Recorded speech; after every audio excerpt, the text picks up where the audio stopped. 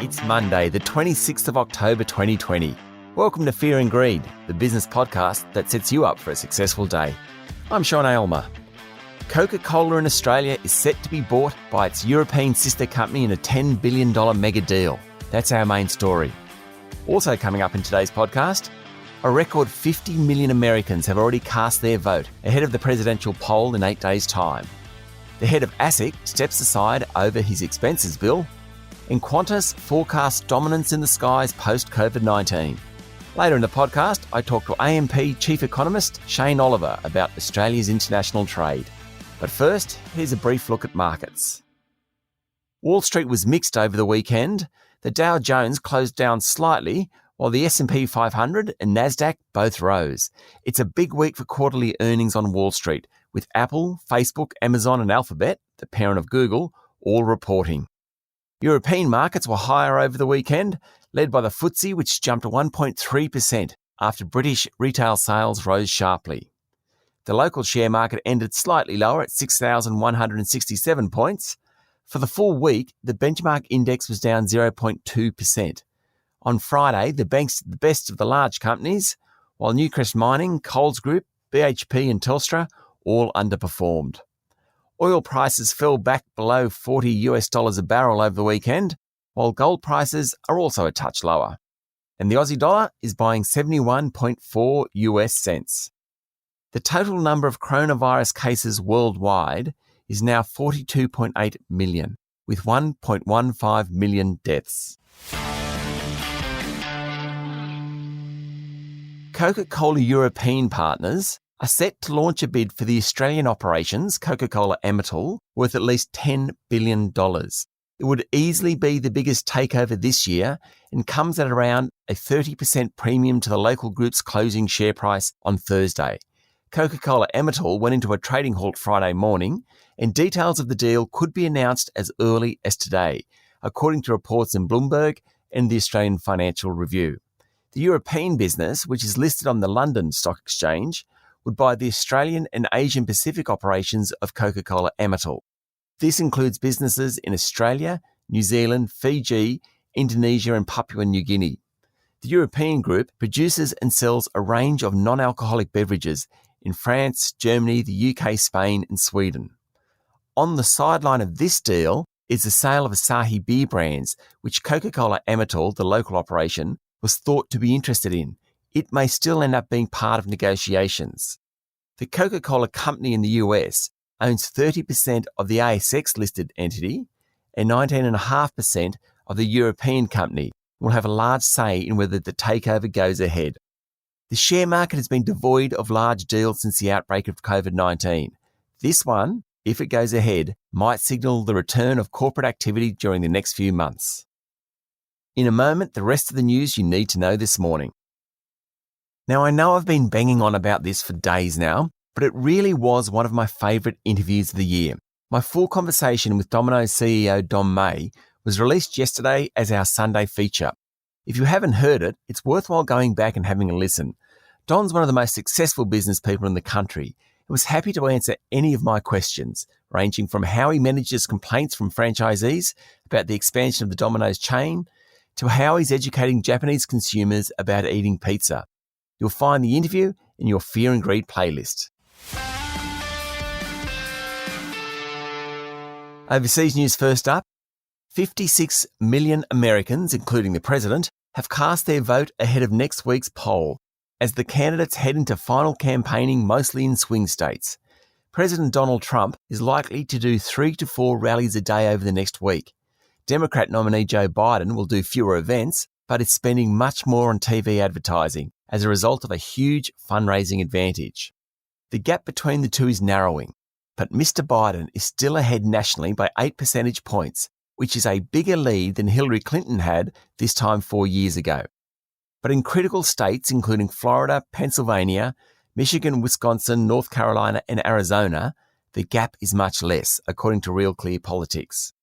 The surge in coronavirus cases across the US is likely to harm the president's chances. There was a record 89,000 new cases in one 24-hour period over the weekend. There are now more than 8.6 million cases of COVID-19 in the US, and 225,000 deaths. With the surge in mail-in ballots, voter turnout is likely to hit a record level this year. COVID-19 cases across Europe continue to surge, with Italy and Spain announcing new restrictions over the weekend. And the man who built Samsung into the global powerhouse that it is died over the weekend. Lee Kun-hee died after spending more than 6 years in hospital as a result of a heart attack. He was Korea's richest person. On to local news. The Victorian 14-day rolling average for coronavirus cases has dipped below 5, the point at which State Premier Daniel Andrews had said would trigger an easing of restrictions. That didn't happen yesterday due to a small outbreak in Melbourne. Mr Andrews pushed pause on any reopenings for 48 hours. It triggered angry outbursts from the Prime Minister, Treasurer, Health Minister and business groups. Prime Minister Scott Morrison urged Victoria to mirror the COVID-19 restrictions in New South Wales for the sake of the physical and mental health of its citizens and to halt the loss of 1,000 jobs per day. The chair of the Australian Securities and Investments Commission, James Shipton, has stepped aside pending an investigation into the regulator paying more than $180,000 in relocation expenses and to manage his tax affairs. There was also $70,000 in rental payments paid to Deputy Chair Daniel Crennan after he was asked to relocate from Melbourne to Sydney. There are some jobs, like the head of ASIC, in which you need to be squeaky clean, and Mr Shipton might struggle to survive this one. It came as the Morrison government asked for a review into the governance and board culture of Australia Post.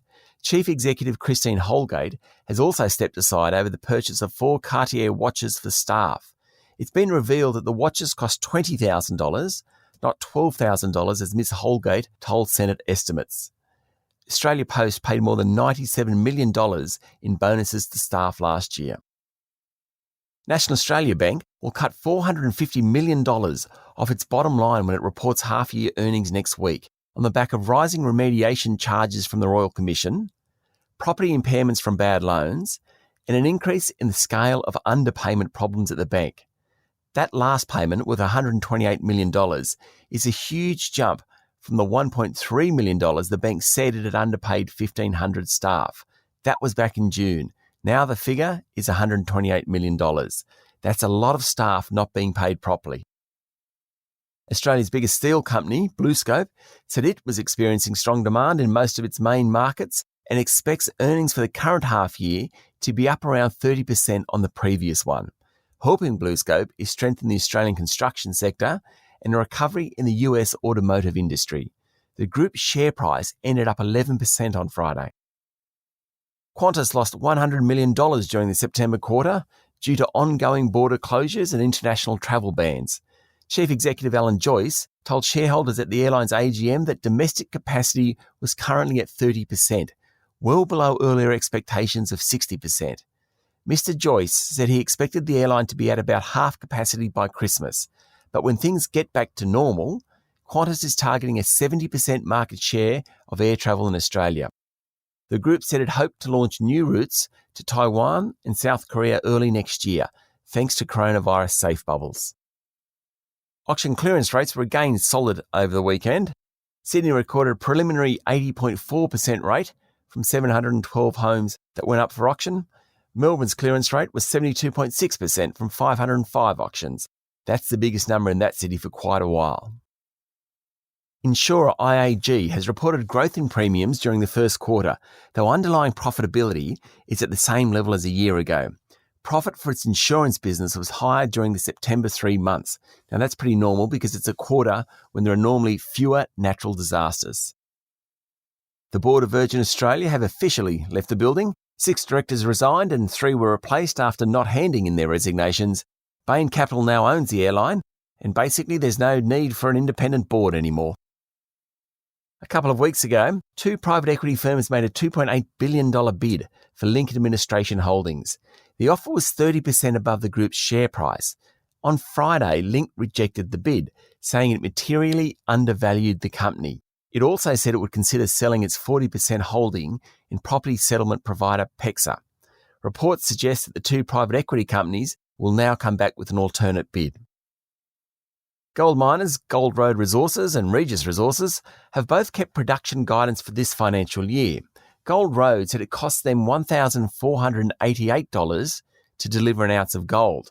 The figure for Regis is $1,400. Now, market leader Newcrest Mining is less than $1,000 an ounce. Gold is selling for more than $1,900 an ounce, so there's your profit margin. One of the most anticipated initial public offerings hit the bourse on Friday. Online retailer Adore Beauty jumped 9% on debut. The group raised $269.5 million, valuing it at more than $600 million. Another interesting IPO on Friday was Tierra Royalties, the only pure royalties business on the ASX. By royalties, I mean the stream of income coming from a deal with a mine owned and operated by someone else. In this case, it's royalties from one of BHP's iron ore mines in Western Australia. Tierra has a market cap of $2.6 billion. And mask manufacturer Clean Space Holdings, also listed on the ASX. Its share price jumped more than 50% on debut. It's in the right business at the right time. Finally, a corporate doyen stepped down on Friday. Marcus Blackmore, the son of the founder, former chairman and major shareholder of Vitamins Group Blackmores, stepped down from its board. He'd been with the group for 57 years and said it was time for renewal. Good luck to him. It's Monday morning. That means we're talking economics on Fear and Greed, and today we're talking about international trade. There's so much discussion around China and the relationship between Beijing and Canberra and what that means for the economy.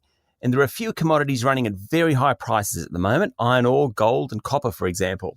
This morning, to help us understand the intricacies of international trade, I'm joined by AMP Chief Economist Shane Oliver.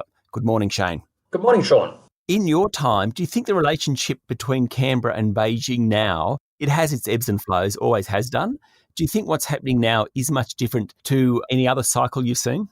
To be honest with you, I do think it seems that, we go through a bit of a cycle there where the relationship is very positive and then it gets a bit more negative.